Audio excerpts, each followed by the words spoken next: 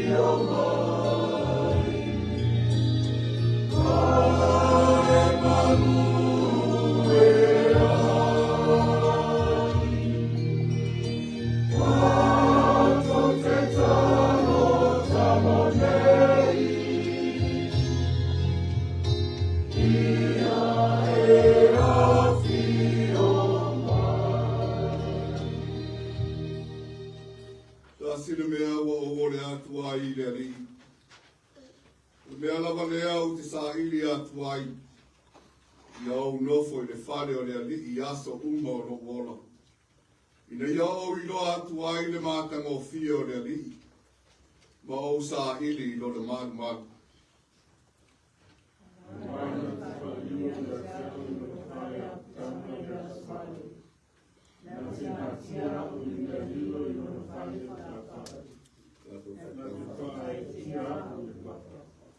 Tau whai tau whatasi.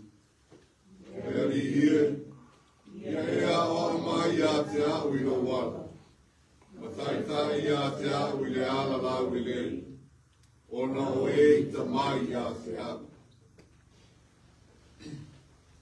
O e ta tala whai te toa ma whau whale lau whanau. Whawhitai le li hie no mātou ta mai. No alofa tu doa ia te mātou. I lau pule whaasili we a mai ai le ola ma soifua o lau whanau. Te ala lea ua mātou lau tua tuai o ruma. Ua mātou o mai whatasi se si atu, moosi atu le mātou taulanga o le sauninga. A mātou te le mawhaia se beare i ielo mātou te mai. Ala le alo mātou whanau nau atu i lau fio. Fio maia, se e lota lo toi le mea nei.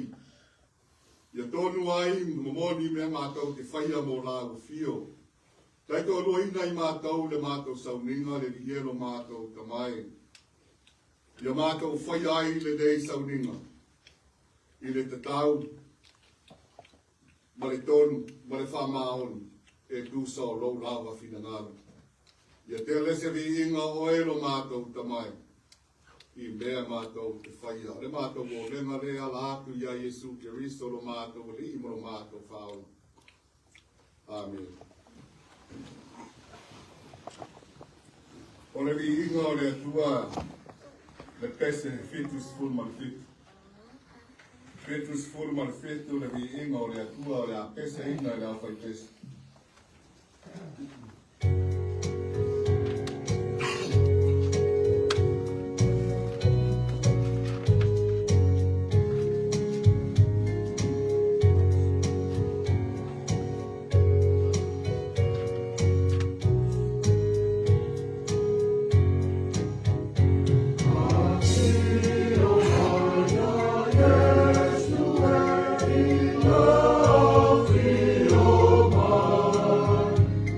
Oh,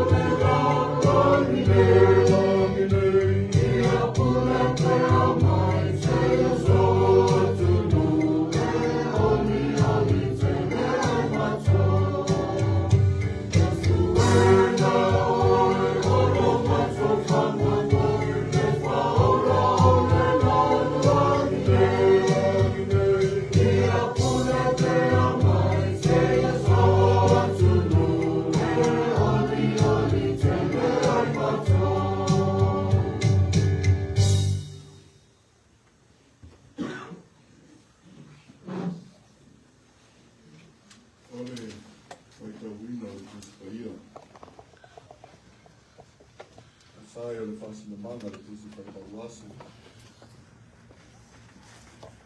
Fui ai le tusi mai le whengai le kou. E wakaria ma reko I lona mtau pue valu. A mata le tato whaitau mai le whai upu sfu matwha. Whangata mai le whai upu e lua sfu matasi.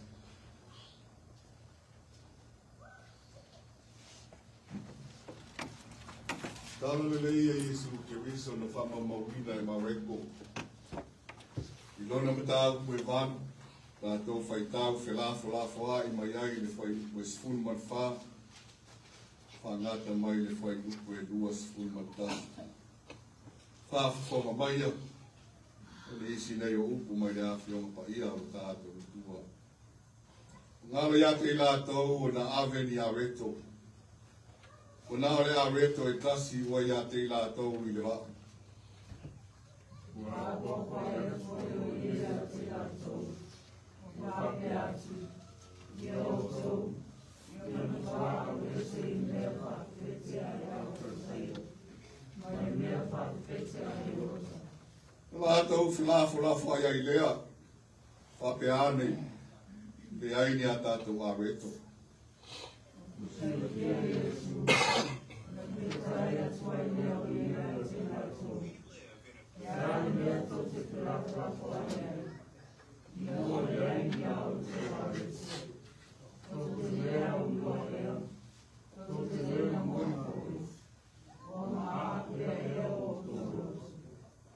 Ia te o tau mata, o te lei wa aia ia. Ia te o tau taringa foi, tau te lea la ngona I ea. Tau te lea mana tua foi. O topi a reto e lima o awe o tamasa. Pere ki e a ato tato tumu o reina o toko rewe. Ona vai mai leo I ato I ati ia. E se puma I lua. A toa marifitu, I le wha o afe. E fia e te sa tutumu I toi ainga, lo tau fuea. Ona la tau whai bai lea, e fitu. Te tai atu e o ea te ato.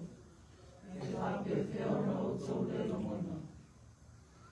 Ia whamaria tele mai le atua e tātou whaitau ma whanongonongo. Ia nā whionga pa ia. Mau ia te ia rona mamaru sisirese. Rona vi inga nei se iau i le whawawau. Whawawau lau.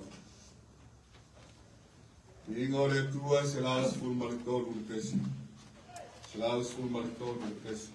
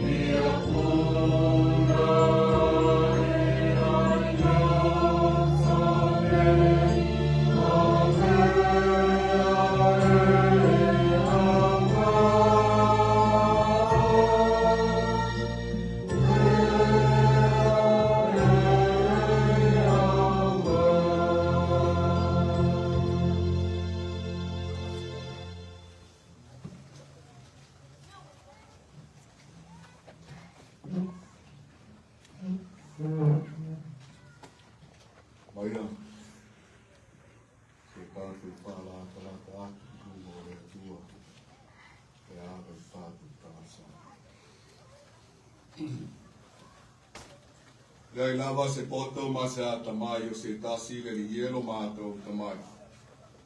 E mawhai ai ona sue le sisili ese o oe no mātou tamai. A wā oe o le atua, e le ai se atua e sili atu I la ufio. O le atua mai le amatanga I le ai sou na ngā taanga. O le atua nei fo ina le ola I o tangata, mai whamanuia ai a te ilatou. O le atua e tumu I le alofa moti vale. Lo alofa lava lea o whaatumuria ina ai I mātou la u whanau. O le atua e kasi la u fio. Ai tolu o persona o oe o le tamā, o le alu, o le nganga paia. O mātou whala talata atu I o lumano mātou tamae o le ainga e kasi. Se o mātou sula ina le alofa ma le anga le lei o la u fio. Lo alofa sa ili a te I mātou. O lo fa muli ta ia te matou. We fa fangu ia te matou I lo ai ngolotu. Le po o mo atu. Sa fai ai le malo longa I matou. Sa le ai si fa moi ia te matou. Wa mo moi matou o tangata o whirotu. Le fili lava ia I le maa mo moi. Tau sa ili lava se au wala e lama ti ai le soifua o lau whanga. Whata I le whamaoni o lopo lofa ma lo wanga le lei.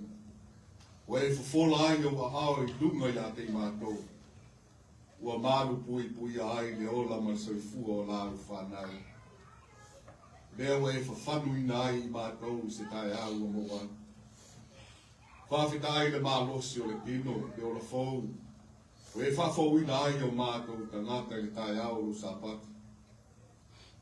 Le mata ngō fia lava lea o lau fio iau fōwhanga. Whāri ai le mamaru sisi le ese o lau fio. Le mā lama o lau sapati. Se asa wei whaia mai whamanuia. Ia te mātou wa whaita wina ai aso o mātou wolama o mātou soifua.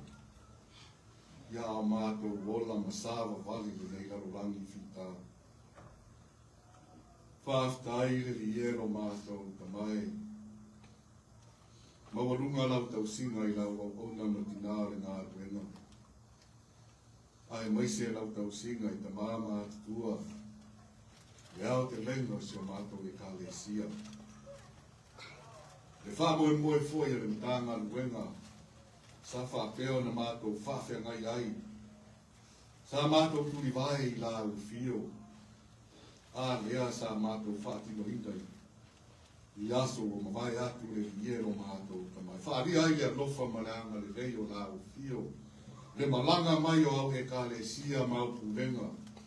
I lau whanua e whātino ai le whamoe moe. O le tūnga mau le e lia ala sa lātou ia. Ai pei tai le alofa o oero mātou tamai. Sa e leo ma maru puia ro lātou wola ma ro lātou soifua. Le ngata I le autoia ina o le au whai ngā ruenga. Ma le au te lengo le matanga ruenga. Mori mawina ai e mātou le iero mātou tamai. Mori langa I te loto lo toi sa I loto lo toi le amatanga. Na o ana whai wina ma le manuia. O fio ala o fio le bea sa mātou whātino ai ia whamoe moe. Whaftai tele le iero mātou tamai. Whaftai le iero mātou tamai. E mapu mai lo ainga lotu. Yo mātou a inga tai tasi. A wā sāsāla lau le lava yaso. Nisi sa whapeo na o atu I ngā ruenga. A wā le tau sino a inga. O lau e kāle sia. E whānau fo I sāla usu aku I a o onga. Ma doe taliu mai. Nesi fo I lātou sa leo whale I a inga. Wa inga o ta māma atutua, matina mātutua e meise le whanawiti. Hāre au o whāria le warofa ma lo wanga le nei taia. Ua mawhai ai o na mātou toi poto whātasi. O mātou wosi atu ai le nei taulanga I luma o lau fio le nei sauri. Whaftai le warofa le iero mātou tamai. Whaftai le warofa mōri mutai a te mātou. Wā mātou lofo ma māwhau whau le iero mātou tamai. Le whainga malanga le tangata lawa ia. Le ola masoifua wa I whamanuia ai. Mai a le amatanga mātou I loa ai le nei larolang. Se o mai le nei tūla. Se lofa I nā te lero o lofa le iero mātou tamai. Iai taimi mātou te o ese malau fio. Iai taimi mātou te Fatu tuanai o ero mātou o tua. Iai taimi wangara ia te mātou na sota I atu I lau fio, whaftai a lau fio. Ono lofa te le mai manu puia I mātou. Ai le ma vai lava o lofa ia te mātou. A wā afsoa ida le vasa le mātou whainga malanga. Ona e tū lea I matangi olo. A mātou pā ue te lawe ai ma whātu ina I mātou. A mātou vai e te whamaia le mālosi o mātou tino. A mātou vā lea. Ona e a o mai lea i a te mātou le li iero mātou tamai. Whawhitai tele le li iero mātou tamai. Tele oro lofa whaalia i a te mātou. Mai se foi le mātou whai ngā malanga i nei tau sanga. Re a e mori mawina. Lo e tū bea i foi. Lo maru pui ai i whai ngā malanga i mātou. Wao. I tau mate lawa i leola i le aso ma le aso. Pe tua i whea ro mātou wola ma ro mātou fuifua. Ao e pe ta i le anga le lei o ngā fio le i ero mātou tamai. Te wha maru mai bea i a te mātou, le anga le lei a te mātou. Whaftai le i ero mātou tamai. Lo manu ia lau au na matinara ngā wema. I lau tau singa. Ro rofa ma ro wanga le lei a te lau. Wale mālosi o le tino. Mālo la ua tau sia o lau ngafu mānuei. Wharia foi le alofa ma le anga le lei o lau fio. Isi o ta māma tutua ma tina ma tua so mātou e kālesia. Maua i lātou i mahi o le tino. Ai whaftai le li ero mātou tamai. E whaasoa ale mā losi o lātou tino. Mai anga le lei a te lātou. Maua foi i lātou le mā losi mai le tino. Iau whamaro ronga e ala i tonga whitinga. Vai la au o tamai tai mari fō mai. Whaftaira wanga le leia mātou whanau. E poto mare ata mai te fo ila ya te lata. Ule mālo si fo o te tino. Whaftaira eini mai mani mala ya whea ai i lātou. Mātou te tau tonu e te tau rua ina pearo lātou vai te tonu o tōtu au. Whaftai te mai tai mari whai a onga i lo lātou piko la au. A wai rei whai ngō fie. I le awa o ino mātou whanau. A waso lātou ni mana i mania. Whaftai le liero mātou tamai. E tau alunga le mātou whaftai. Le whao le tanga lea. E sau nia e no waru kele i Jesu Kiriso. Sa mātou whamana tuina. Luna tino pa ia. Ma le toto pa ia le Fatu solo le tino. I le aso ana na. Whama mai nai i mātou o ta ngata ana sala. Na toi maua i mātou le māwhitanga whaiwhai pēa ma oelo mātou tamai. Ma ia sāu ia ai le ola e whārawau. Le whāora tanga lea e mātou te turi matai atu iai. I mātou le au keris no mai lātou uma o lau whanau. Whāwhitai tele mo le whāora tanga le i ero mātou tamai. Se e whamā ngā lore mātou i whonga nei. I leo ato atoa i mātou la le whanau.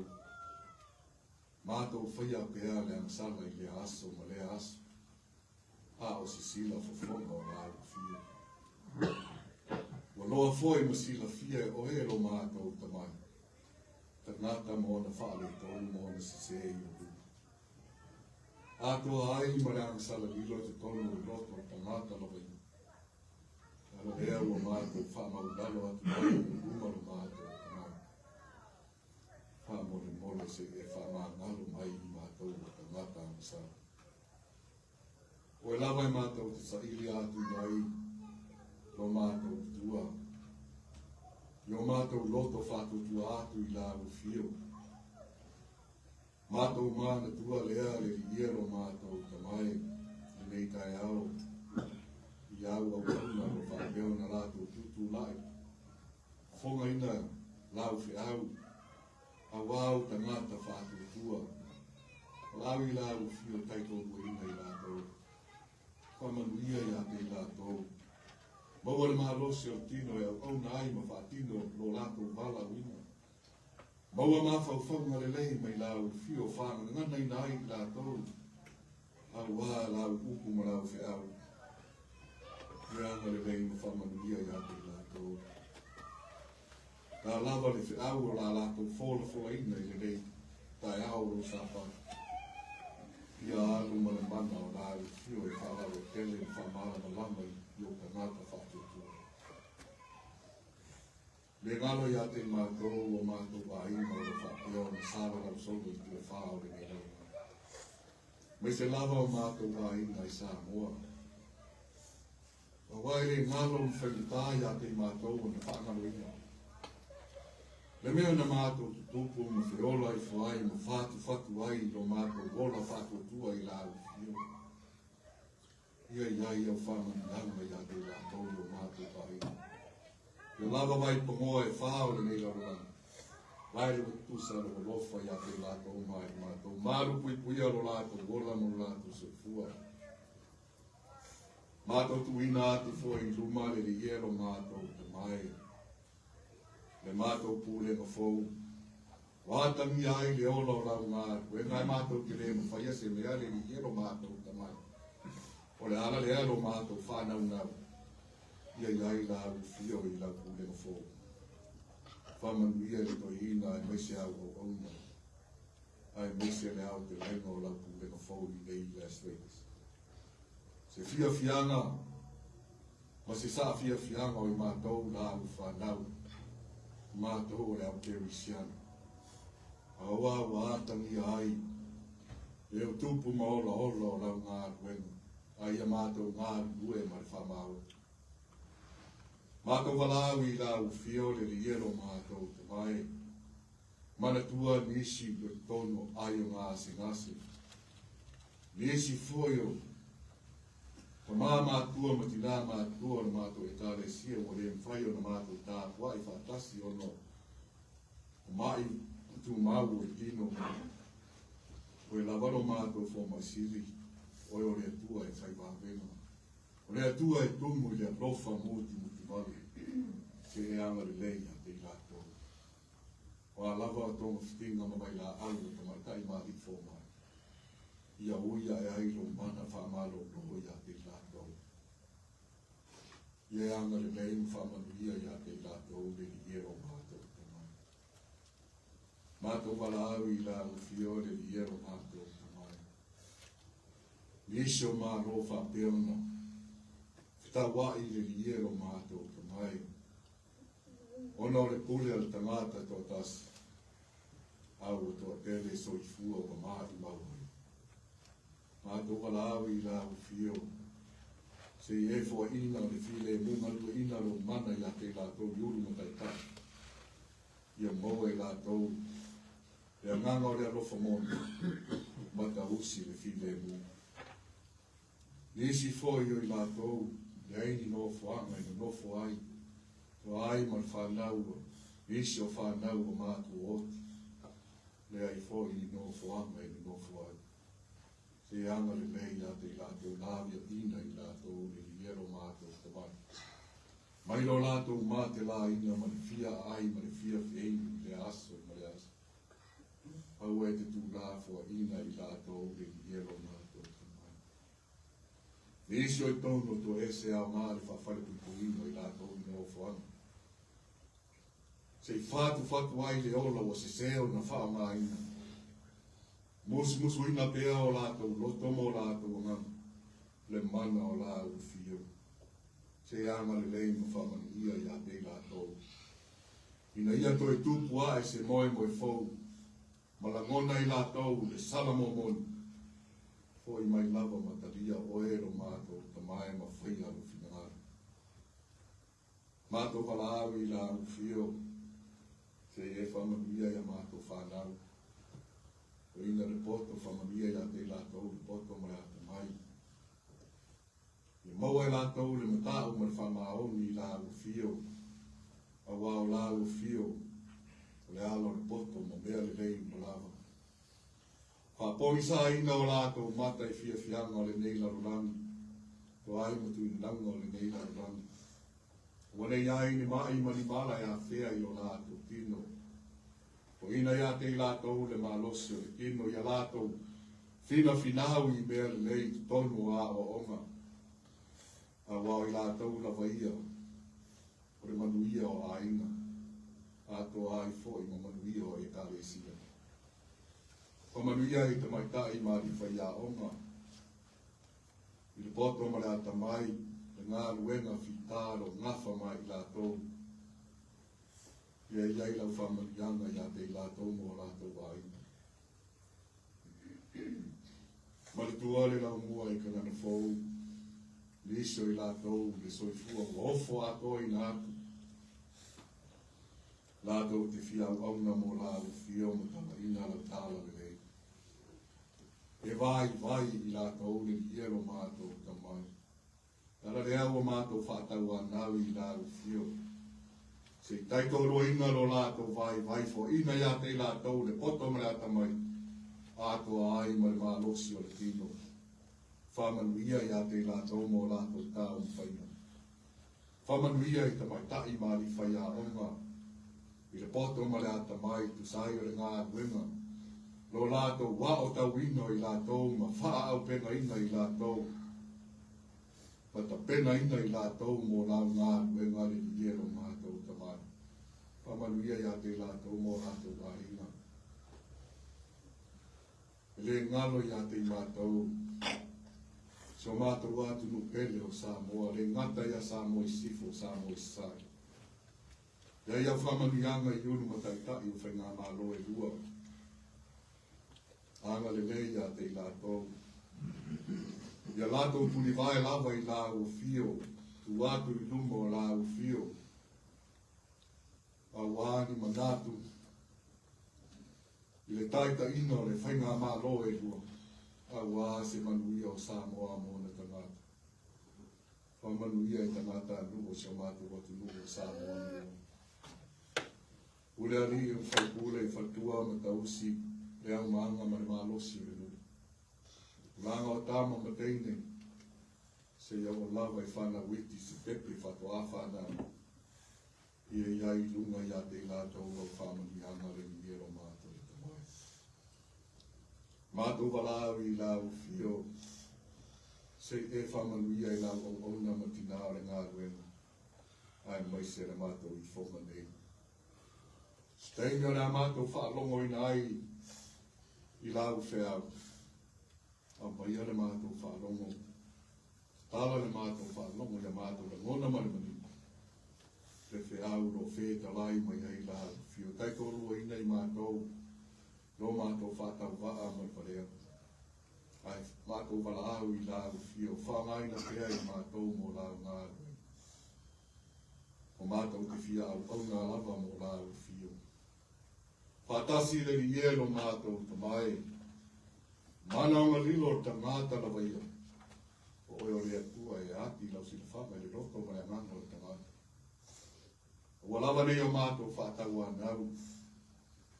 Ai whaia lava lo whina ngalo le iero mātou tamai. Mātou talo rea la atu ia Jesu Christo lo mātou li imo mātou whāma. Amen.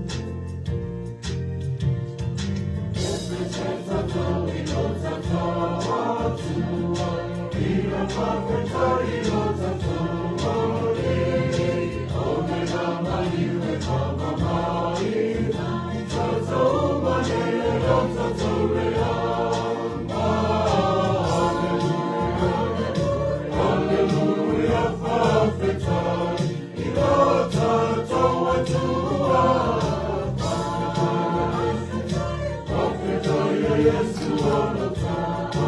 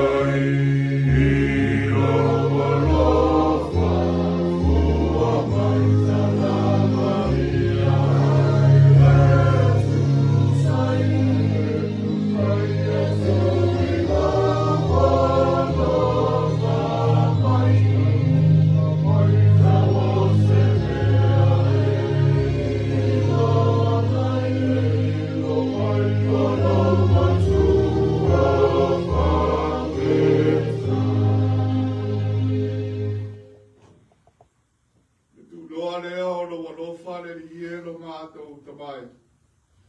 Ua mātou mori mawina te tonu o mātou ainga.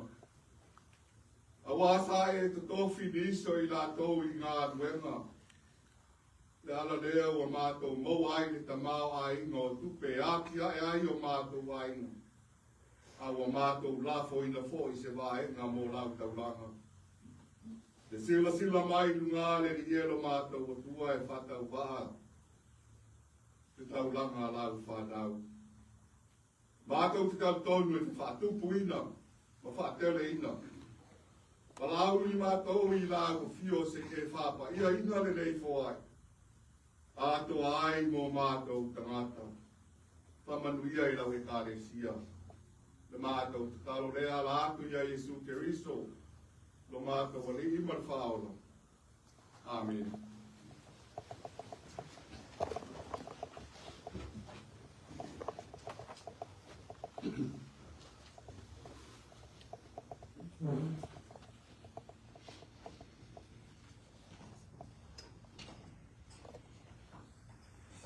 Ole, la unga I le swafa mamalu le atua tama, le alo, le ngāma paia. Ia I rito soloa le sāo le tautai, mua whawhai le atua. Lo mau runga pea lo nā rofa manuna ma le venga na upona. Ia mai se kau te venga o tātou le kāresia. Foi vai tātou tā kuari whatas. Ono le alofa ma le hanga le o CCS. Whaftai fo I lau sunga le whawhenaina. Lei awa noa mā te mau fie. Retu mina mai ia te hau. Tangata whatau wā. Tai ka ina ai tātou le nei tai hau I tātou sarunga.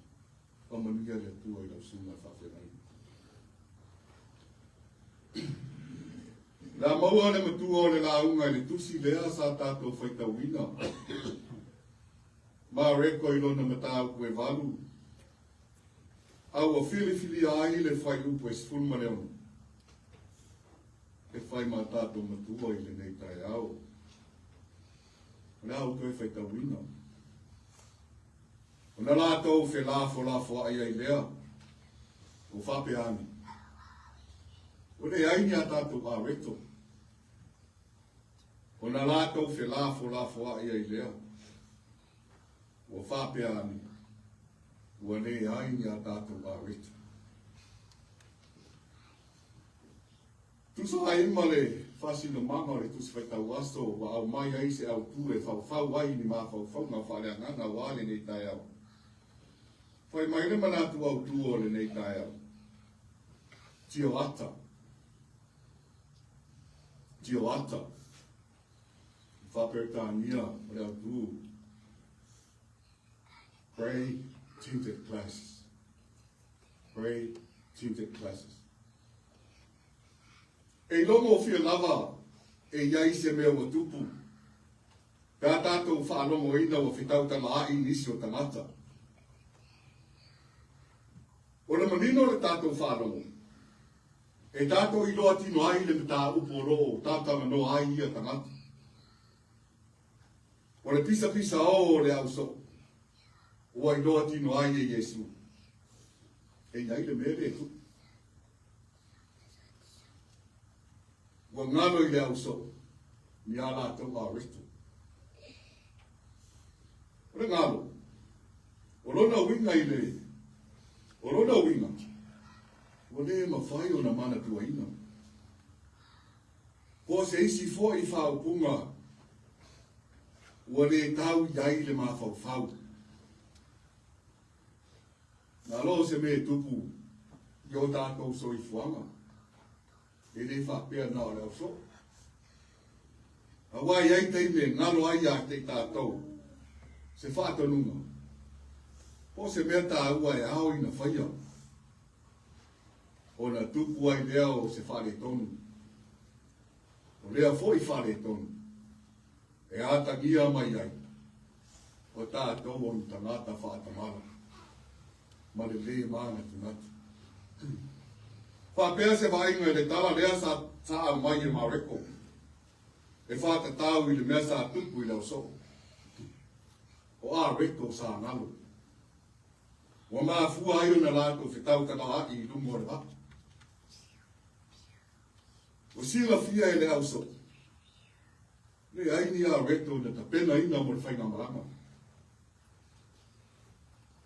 A wā se tau mawhitanga mo le li whao.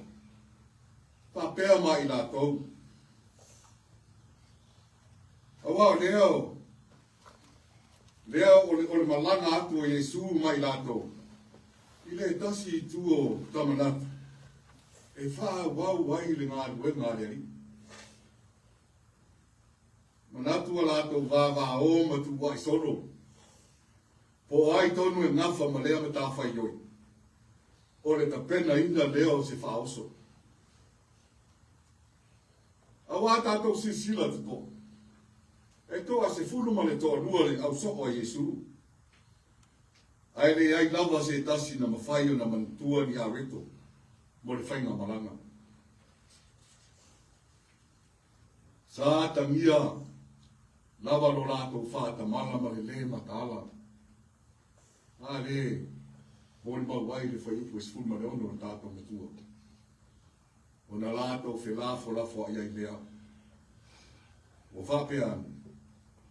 Ua le aini a tātou a reto. Tātou mai tupu fo ia, ia i tātou lea mea o le ngalo. Ia tangia i fo ilo tātou whāta mala. Whapei o le ngalo i se whātou nunga na tu ina atu e mātua e whai. Whapea fo i se tufunga whauwhare. Ua ngalo se mea whai ngā ruenga tā ua. A wā le whātino ito le ngā ruenga. Ato ai māse kai tai o le sauninga. Ua ngalo lana tusipaia. O nei whātai tai ngaunga. E awhia uma ai la mono le whānoa noa. O na ua ngalo, ma wa avea ai ma mea ua le ma whai ai.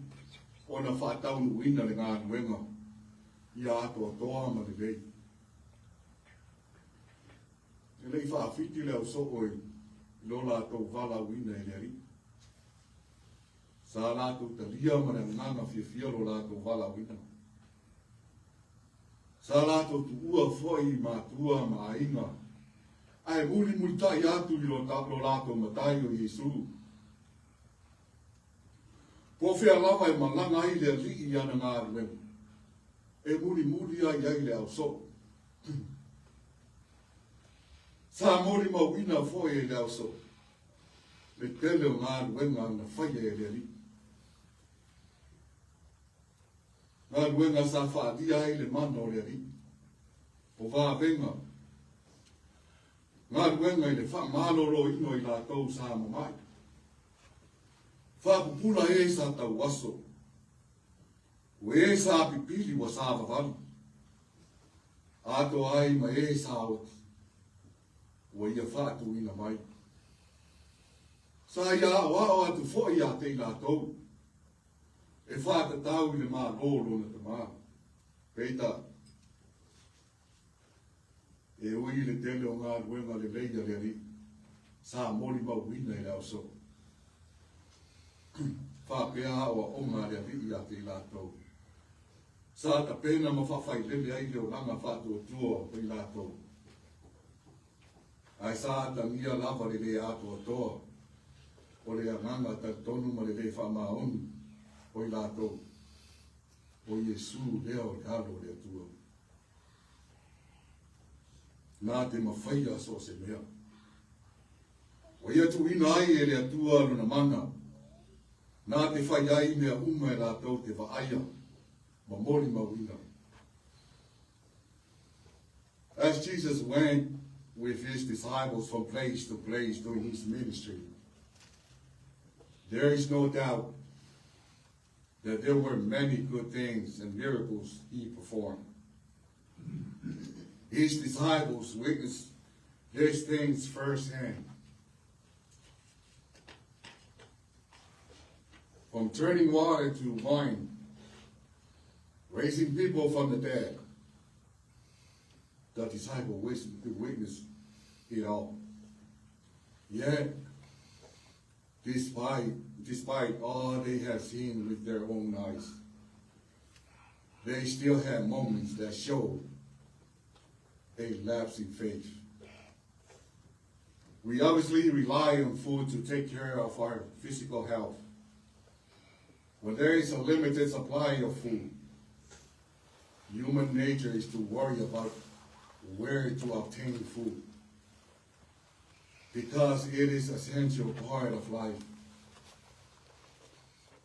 The Gospel according to Mark illustrated a moment where the disciple experienced a lapse in faith when there was a limited amount of food and there was still food left over.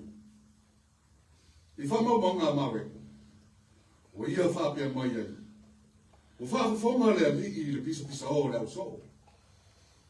A wing in the day, I only are reto. On our boy, ya to a leo, the lady, ya te lato. We are far beyond ya te lato. You do our essay, my bear far for fit or of a side.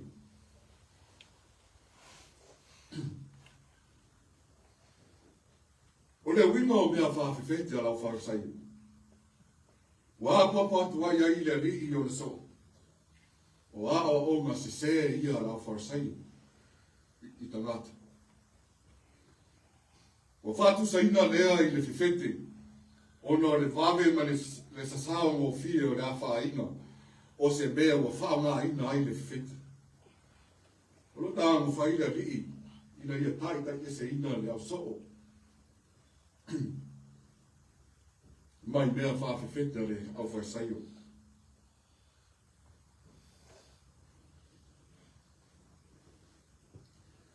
Awa ni o lātou, awa o tangata nei o rau whaisaio. O tangata whawhiami o tonu i lātou. Ai o lo tumu i le ele lea. O rau tu o le nei tai au. O whau tala e whapea Tioata. E taru ai e, ono le whasido manga tusi whaitai waso e leo malino le nei. Pei o le whapea tānia i Cccas Grey-tinted class.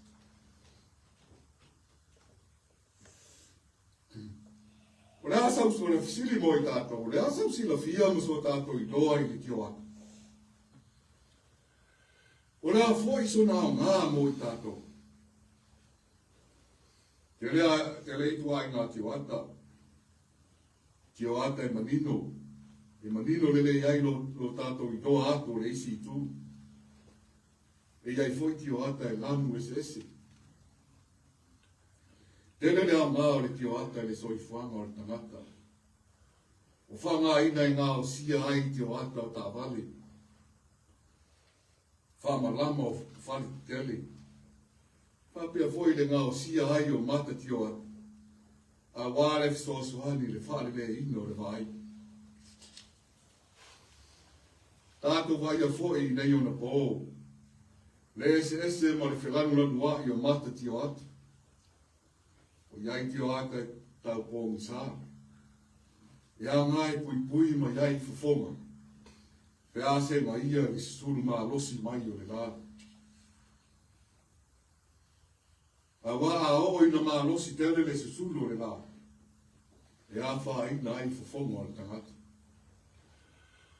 Class is very useful material in the developing lives of humans. The durability of class allows it to have multiple functions and uses. They are used in massive structure like big buildings, cars, airplanes. They are used in small handheld devices like cell phones and eyeglasses. Properties of glass that make it very useful are durability and transparency. Glass allows people to see through things without being exposed to harmful elements and environments. We now have Grey-tinted glass. You could still see through them, but the tint will bring down the intense light and provide a soft view of your surroundings. It reduces the brightness and the glare of the harsh light. O le fifete, o le fatu lea o le manauteli. O le manauteli, e maa fua hai le kupore vali.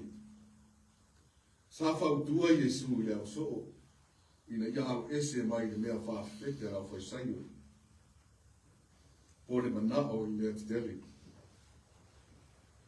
Awa a o ina se solo. O na whainga taha lea o na tine ia ma whai titia.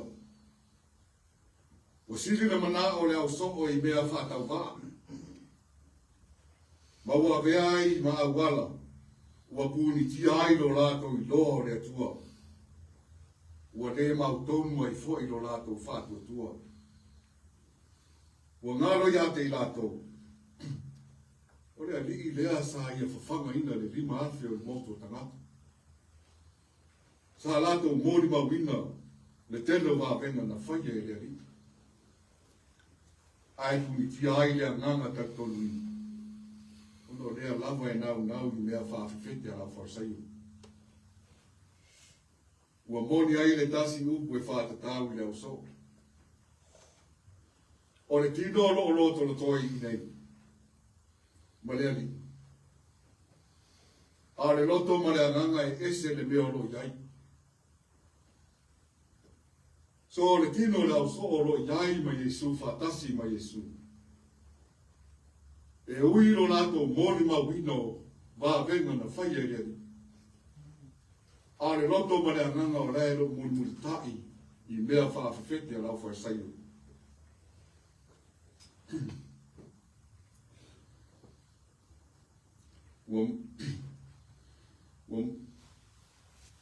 Whapewhia foi, e whapea foi i tātou i te tono o ngā ruenga rea tua.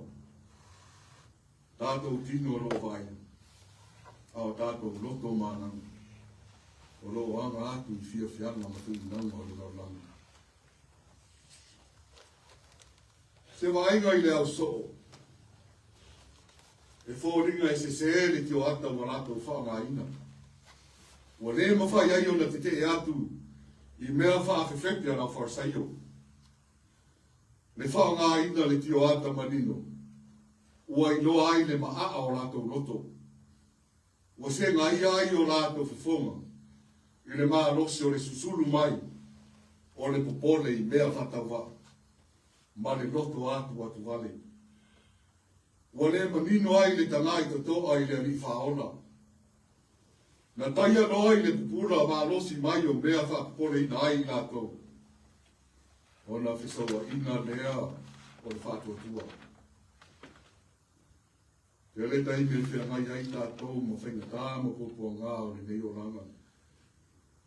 I o lawa fo i whainga malanga tangata lawa ia. I le o lawa whaamanu ia ai le atua. E Fesoasoani ai le vasa a tātou fo lau i lea tausanga ma lea tausanga. O mea i tutupu i le o langa o le tangata. E tofo ina ai le Fatu atua. Ma le maua o le tāle tonu ma le whamaoni i le atua. E tātou te whetaia i loa ma le si o le tai. Ma lolo wā mai o matangi o leo nei o langa. O na le mau tonu lea o le mawhawhau. Ma soro muri ai lea. O le tātou au o langa i le atua. O le unga ma le wha moe o le tangata kerisiana. O le tanga i te toa. Ma sila ma mau i le ngā ruenga whaola. Ma wha wau pēa le ngā ruenga tā lai o le tātou wali. Mō tangata o lo manao mia le Fesoasoani. We are forced by trials and tribulations time and time again. These are the tests of faith and resilience that reveal our trust in God and His protection and provision. Many of us tend to be worried and anxious when difficult times arise, and it sets back our journey in becoming people. Yet the goal of the Christian is to focus on Jesus' ministry and continue so that all may be saved. The scripture we have read tells of how the disciples were worried about when they saw that there will not be enough food for people who are came to listen to Jesus' teaching. They were blinded by the glare of anxiety and uncertainty. It caused them to be blind to the fact that they were with the Son of God, and his power supersedes the minor worries of life. But if you're out there, ua mo I tātou I le nei aso. Lo tātou ko lo tātou whātua. O le Tioata lea, e au ina whaonga pe aftai iai I tātou, ma le lolo wao vai tau whaingatā leo langa, ma le soi fuanga. Sa le maua a le whātua o le au soo, ono le pole mali. Wa le sisilo te toa I le Tioata o le whātua. Nā te pui I lātou ma le loto vai ma le whātamala.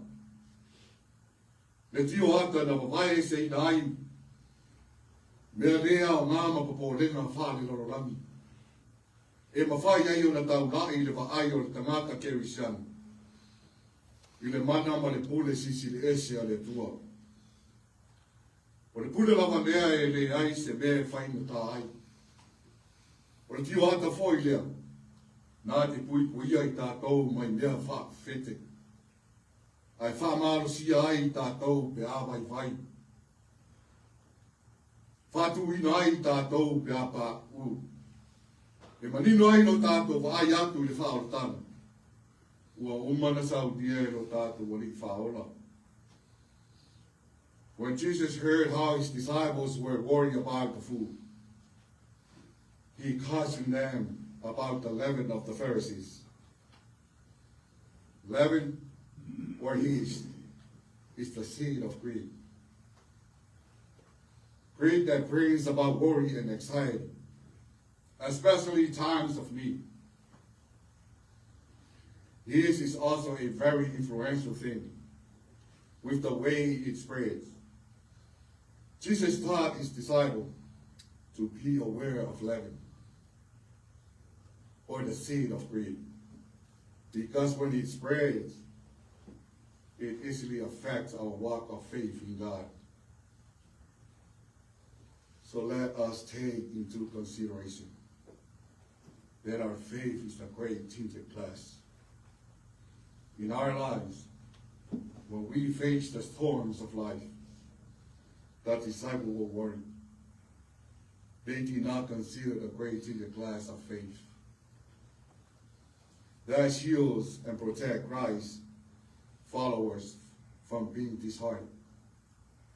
That Grey-tinted glass will allow us to see what goes on in our surroundings, while at the same time reducing the glare from the harsh troubles of life, thus allowing us to focus completely on God, on God's goodness and our purpose as Christians, as Jesus declared. Whanaua le tua, whai te le mea whawhete ala whausainu. Whai te le Fatu ma o le manao tele. Ia maua alo Fatu tua. Tapa I Tioata na te awe se ina popolenga, whale lau langi. Na ia manino ai lo te patau lai le tua. Awane popole I mea lea o ngā le lau langi. O le whiwhete a fia ai le ola fi nau ma le ola tā mawhai o tangata Kerisian. Tu ese le loto māsau salo. Tu ese le loto popole vali. Tu ese le whaamau runga. Tu ese le ola fi maumo wai. Tu ese winga whaforinga. ai tātou whaalango ma whaamoe i le atua. Nā te whātasi mai a i tātou i mea uma i tātou te whai. Nei e o i le whaawawau lara. Ono Iesu te wisa. Amen.